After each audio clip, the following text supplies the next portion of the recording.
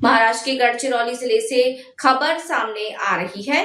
देखिए पूरी खबर, बने रहिए वंदे भारत के साथ। चारमोशी तालुका के सगड़ापुर गांव में आदिवासी प्रबोधन मेले का भव्य आयोजन किया, जहां बड़ी संख्या में ग्रामीण युवा, महिलाएं और विद्यार्थी शामिल हुए।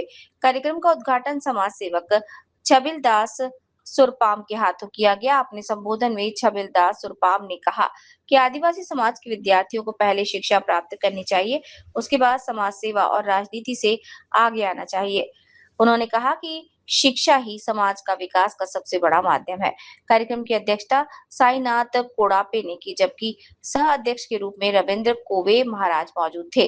मुख्य अतिथि के तौर पर डॉक्टर रविंद्र सुरपाम ने आदिवासी समाज के कल्याण, शिक्षा, स्वास्थ्य और सरकारी योजनाओं पर विस्तार से जानकारी दी।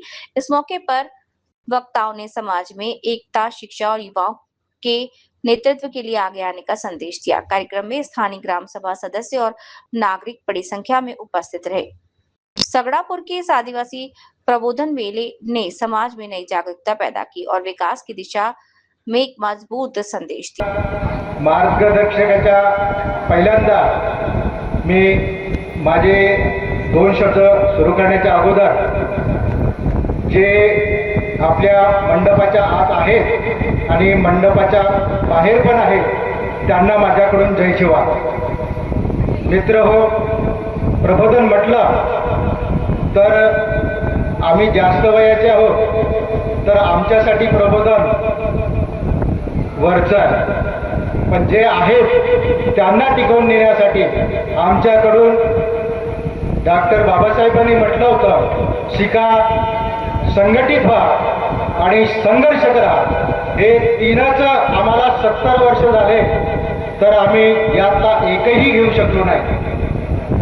सध्याला ग्रामसभेच्या माध्यमातून जिल्ह्यामध्ये डॉक्टर कोडापे सर, रवींद्रजी कोवे सर आणि रवींद्र सुरपाम, त्यात मी सुद्धा आहे। एक मोलाची कामगिरी घेऊन आम्ही सतत तुमच्या गावालाच नाही तर गडचिरोलीमधले कम से कम 45 गाव आणि जवळजवळ 1 लाख लोकांसोबत संवाद साधलेला आहे।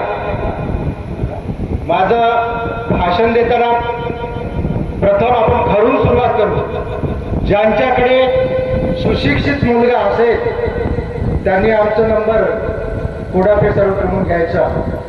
तुम्हाला सनदी अधिकारी बनण्यासाठी सुद्धा जर आमच्याकडून मदतीशिवाय कोणी होत नाही, मदत लागलीच तर चेहराही लक्षात ठेवा, आम्ही मार्कंडा देवचे आहेत। माझं आडनाव सुरपाम आहे। तुम्हाला कुठेच कमी पडणार नाही। तुमचा मुलगा जर UPSC ला जात असेल तर मी मदतीला कोठच कमी पडणार नाही। आणि एवढं भव्य दिव्य या ठिकाणी आपला खर्च झाला, याचं परतफेड म्हणून सांगतो, मुलींनी शिक्षण सोडू नये आणि मुलांनीही शिक्षण सोडू नये। तुमच्या आईवडिलांसाठी नाही तर माझ्यासाठी म्हणून कोणीतरी या मंचात उपस्थित असलेली मुलगी किंवा 5 वर्षामध्ये त्यांनी तहसीलदार किंवा नायब तहसीलदारची तरी नोकरी मिळवावी। परत मी तुमच्या गावाला येईन आणि तुमच्या पाठीवर हात ठेवीन। याची जबाबदारी माझ्याकडे सुद्धा द्या आणि आई वडिलांना सुद्धा द्या।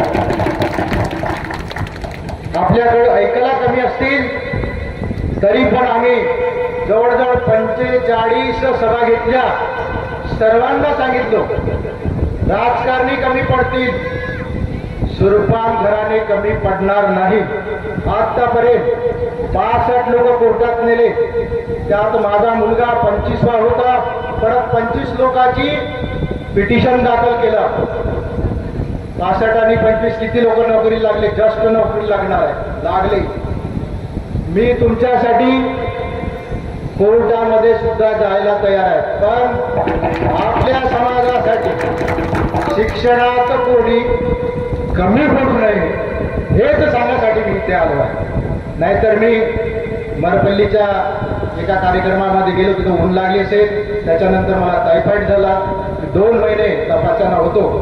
आज कोडापे सरांच्या कालाला तुम्हाला यावं लागेल। मला माहित होतं ग्रामसभेचे काही लोक ऍक्सिडेंटनी, माझे अध्यक्ष सुद्धा ऍक्सिडेंट झाले, या ठिकाणी जवळच सचिवालय होते, ते सुद्धा उपस्थित राहू शकले नाही. त्यांच्या वडिलांचा काहीतरी इथं इंजेक्शन देण्यासाठी आले होते. तर आपल्याला लहान मुलाकडे लक्ष द्यायचं आहे. पिढी कशी दुरुस्त करायची आहे घरून. राजकारणाने पिढी दुरुस्त होत नाही. जो राजकारण करेल तो पिढी दुरुस्त करणार नाही, त्याच्याकडे लक्ष द्यायचं नाही आहे. आपली पिढी दुरुस्त होणार आहे आपल्या मुलाकडून. थोडं जर वडिलांनी केलं असेल तर मुलांनी त्याला सहकार्य केलं तर आपण आपली परिस्थिती लोकांबरोबर पोहोचवू शकू, नाहीतर पोहोचणार नाही. ज्यांचं कमी शिक्षण झालं असेल 12वी, त्यांना सुद्धा मी मदत करणार आहे. समाज कल्याण गडचिरोली, स्किल डेव्हलपमेंट गडचिरोली या ठिकाणी कोणी जर ट्रॅक्टर, मेटॅडोर याचं दुरुस्ती करण्यासाठी आपण प्रोसेस करणार असाल तर तुम्हाला मी तात्काळ इमर्जन्सी 24 घंट्यात मदत करायला तयार आहे. 24 घंट्यात आज फोन केला तर तुमच्या गावाला उद्या अधिकारी येऊन तुम्हाला न्यायालय तयार आहे. याच्या पलीकडे मी का देऊ शकतो. तुम्ही ठरवून टाकायचं. ग्रामसभा ही सर्व जसे टेकाम साहेबांनी एकत्र केले तसंच माझ्यासाठी तुम्हाला शिक्षण घ्यायचं आहे. या तालुक्यातून 5 वर्षामध्ये सनदी किती जावं असं माझी इच्छा आहे. आणि म्हणूनच ग्रामसभेमध्ये ज्या ज्या ग्रामसभेमध्ये मला जायचं काम पडलं त्या ठिकाणी मी हेच सांगत गेलो की तुम्हाला तुमच्या मुलाला जास्तीत जास्त शिकवायचं आहे.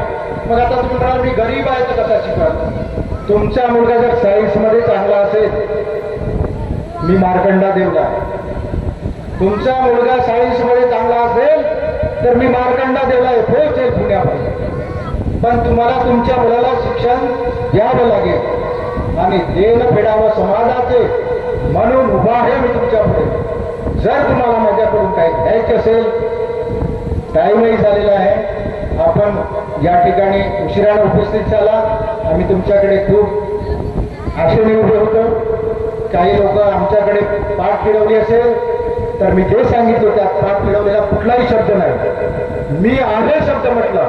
मी राजकारणात नाही. 38 वर्ष सेवा केली. त्याच्या अनुभवाने मी तुमच्या मुलांना पाठबळ देईन. तो खरोखर आयएस जर होत असेल तर त्याला मी पुण्यामध्ये नेऊन खरोखर शिकवीन. तुम्हाला विद्यार्थी द्यायचा आहे. जय हिंद, जय महाराष्ट्र, जय शिवराय.